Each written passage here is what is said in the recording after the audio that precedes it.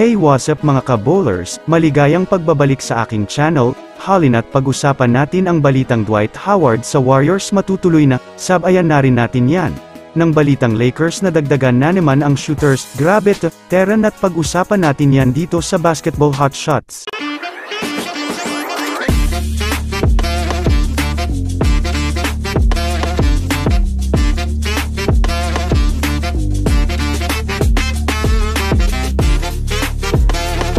Una nga nating pag-usapan ang balita sa kupunan ng Los Angeles Lakers.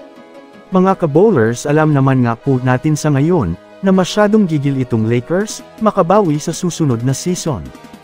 Kahit man nga mga ka-bowlers itong si LeBron James, ay nagpahayag na naibubuhos na nga daw niya, ang lahat sa mga natitirang taon niya sa NBA, ito ay dahil sa gusto pa nga nitong, makakuha muli ng kampyonato.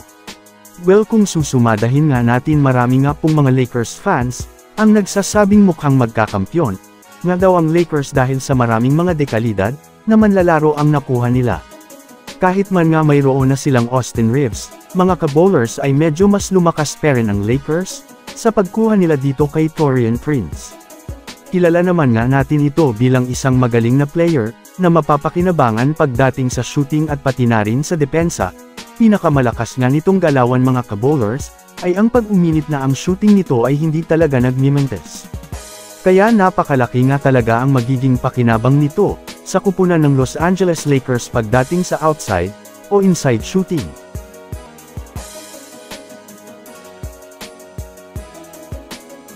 Ako naman tayo ngayon patungkol sa update dito kay Dwight Howard.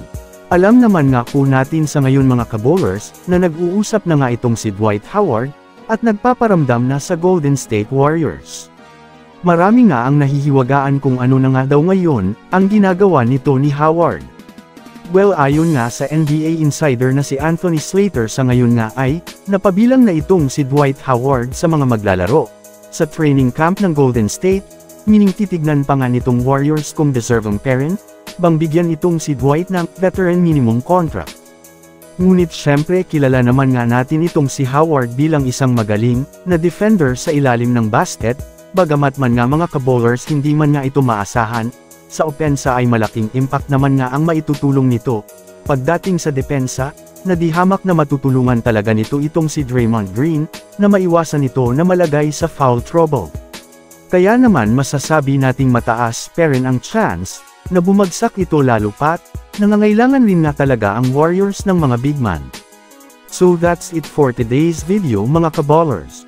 Yan lang ang ating pag-uusapan sa ngayon. Pindutin na ang subscribe, and hit nyo na rin ang notification bell, para sa mga susunod na update sa mundo ng basketball. Again, this is Basketball Hot Shots. Thanks for watching.